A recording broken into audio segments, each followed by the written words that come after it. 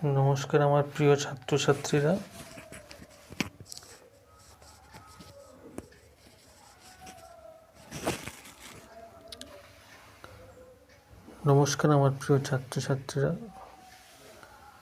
সাপ্তাহিক কারেন্ট অ্যাফেয়ার্সের ক্লাসে আপনাদেরকে স্বাগত। শুরু করছি আজকের কারেন্ট অ্যাফেয়ার্সের ক্লাস 28শে এপ্রিল থেকে 4ই মে 2025। এই সপ্তাহের কারেন্ট অ্যাফেয়ার্স নিয়ে বা সাম্প্রতিক ঘটে যাওয়া ঘটনা নিয়ে আমরা আলোচনা করব। আজকের প্রথম যেটি সাম্প্রতিক ঘটনা তা হলো ওয়ার্ল্ড প্রেস ফ্রিডম ইন্ডেক্সে 2025 ভারতের স্থান 151তম। কোন দেশ, সেই দেশের সংবাদপত্র কতটা স্বাধীন, সেই ইন্ডেক্সের বিচারে ভারতের স্থান 180টি দেশের মধ্যে 151তম। 2024-এ ভারতের র্যাঙ্ক ছিল 159, অর্থাৎ ভারত 8 র্যাঙ্ক উপরে এসছে। এই ইন্ডেক্সে 1 নম্বর হয়েছে নরওয়ে, 2 নম্বর ইস্টোনিয়া, আর 180তম দেশ হয়েছে ইরিট্রিয়া। আমাদের প্রতিবেশী দেশ পাকিস্তান 158তম স্থান পেয়েছে। এ সপ্তাহের দ্বিতীয় গুরুত্বপূর্ণ কারেন্ট অ্যাফেয়ার্স হল পৃথিবীর মধ্যে কোন দেশ তাদের সেনার পিছনে সবথেকে বেশি খরচ করে, তার নিরিখে ভারতের স্থান 5ম। প্রথম আমেরিকা, দ্বিতীয় চায়না, তৃতীয় পাকিস্তান, চতুর্থ জার্মানি।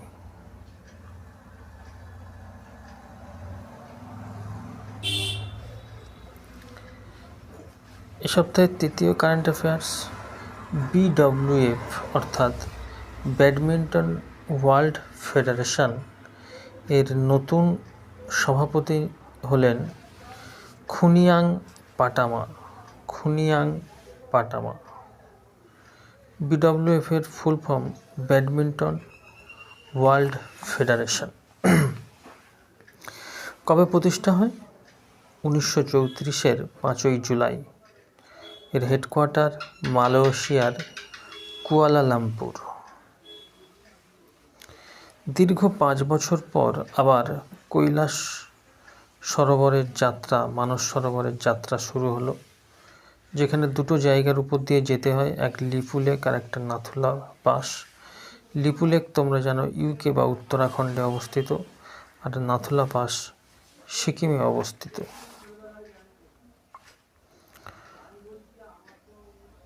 সুধীরমান কাপ, এই কাপটি কোন খেলার সাথে যুক্ত? ব্যাডমিন্টন। এবছর কোথায় আয়োজিত হচ্ছে? চীনে। অপারেশন কাগার একটি অপারেশন ভারত সরকারের দ্বারা চালানো হচ্ছে। কোথায়? 3টে রাজ্যে, তেলেঙ্গানা, ওড়িশা আর ছত্তিশগড়। উদ্দেশ্য কি? এদের সীমান্তে অবস্থিত নকশাল বিদ্রোহের দমন করার জন্য। 1 মে মহারাষ্ট্র আর গুজরাটের স্থাপনা দিবস হিসাবে পালন করা হলো। 1960 সালের 1 মে বোম্বে প্রেসিডেন্সি থেকে ভাগ হয়ে যায় মহারাষ্ট্র আর গুজরাট, মূলত ভাষার ভিত্তিতে। জোম্বে ভলক্যানো, এই ভলক্যানোটা বলিভিয়াতে অবস্থিত।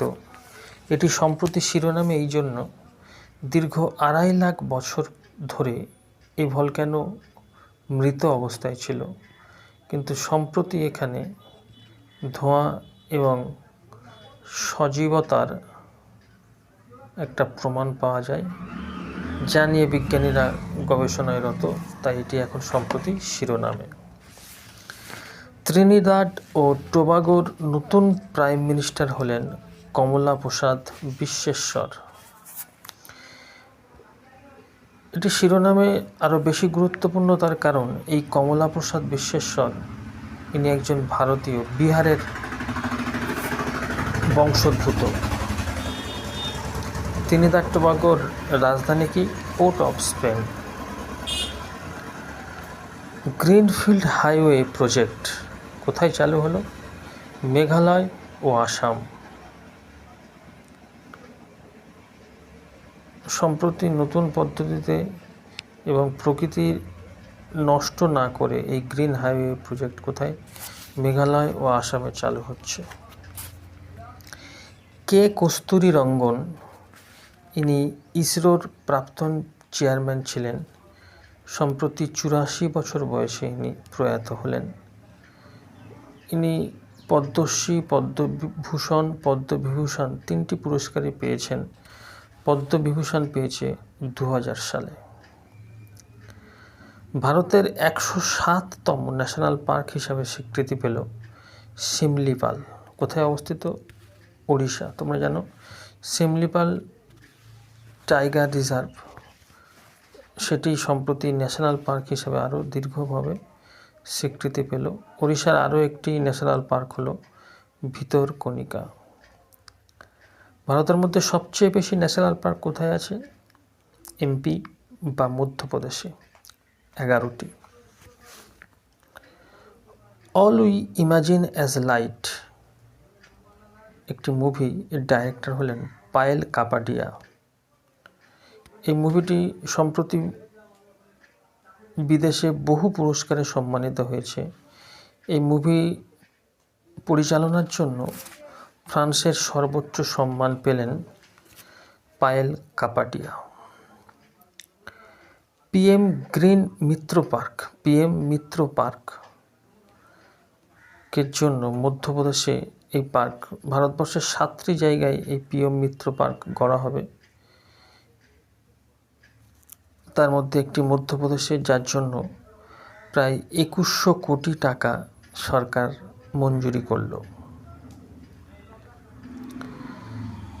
সেকেন্ড এশিয়ান যোগাসন স্পোর্টস চ্যাম্পিয়নশিপ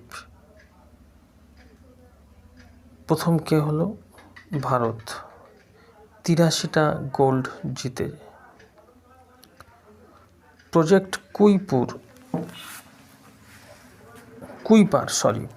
কুইপার কে লঞ্চ করলো? অ্যামাজন।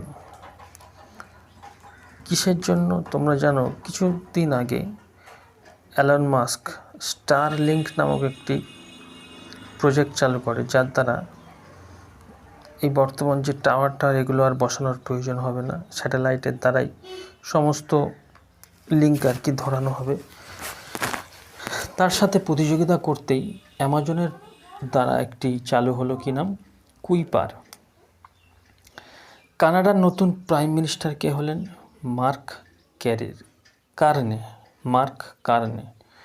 কানাডা যেন আগে ছিল জাস্টিন ট্রুডো, ভারতের সঙ্গে নানা রকম ঝামেলার মধ্যে ছিল। পরবর্তীকালে জাস্টিন ট্রুডোর অবসরের পরে এখন নতুন প্রাইম মিনিস্টার কে হলেন? মার্ক কার্নে। প্রভাব পোর্টাল চালু করলো RBI, reserve bank of India, online সার্ভিসের জন্য। আরবিআই আগে অফলাইনের দ্বারা দরখাস্ত করতে হতো, এই সমস্ত কিছু যে বিষয়গুলো, সেগুলো এখন এই প্রভাব পোর্টালের দ্বারা অনলাইনে চালু হবে। একটা প্রশ্ন কমেন্টে সবাই জানিও, আরবিআই অর্থাৎ রিজার্ভ ব্যাঙ্ক অফ ইন্ডিয়ার প্রতিষ্ঠা কবে হয়? এটা তোমাদের কমেন্টে অবশ্যই জানিও। IUCN red data book. এই IUCN এর রেড ডেটা বুক বলতে কি বোঝায়? পৃথিবীর বিলুপ্ত প্রায় প্রাণী যারা ধীরে ধীরে বিলুপ্ত হয়ে যাচ্ছে, সেই সমস্ত প্রাণীদেরকে এই বুকে ঠাঁই পায়। অর্থাৎ লাল ছোপলা কচ্ছপ, যেটা বেশিরভাগ উত্তরপ্রদেশেই পাওয়া যায়, তা সম্প্রতি বিলুপ্তির পথে। সেই জন্য এটি রেড ডেটা বুকে ঠাঁই পেয়েছে। IUCN রেড ডেটা বুক, এই বইয়ে কি ঠাঁই পায়? এখানে যে সমস্ত প্রাণী এই পৃথিবী থেকে ধীরে ধীরে বিলুপ্ত হয়ে যাচ্ছে, সেগুলো এই বইয়ে ঠাঁই পায়। যেমন ভারতবর্ষ থেকে লাল লাল ছোপ দেওয়া যে সমস্ত কচ্ছপ আর কি, সেটা সম্প্রতি বিলুপ্তির পথে। এই জন্য এটাই IUCN-এর রেড ডেটা বুকে ঠাঁই পেয়েছে। গ্রিন নোবেল, যেটাকে বলা হয় গোল্ডম্যান এনভায়রনমেন্টাল প্রাইজ, অর্থাৎ পরিবেশের উপর একটা পুরস্কার, যাকে বলা হয় গ্রিন নোবেল। এবারে কে পেয়েছে? সেমিয়া ঘরবি। চুনৌতিয়া মুঝে পসন্দ হ্যায়, অর্থাৎ সমস্যা আমার পছন্দ। চুনৌতিয়া মুঝে পসন্দ হ্যায়, এই বইটি সম্প্রতি প্রকাশ করলেন, যার লেখা তিনি হলেন আনন্দীবেন প্যাটেল। ইনি বর্তমানে ইউপি অর্থাৎ উত্তরপ্রদেশের রাজ্যপাল। ইনি গুজরাটের প্রাক্তন মুখ্যমন্ত্রীও।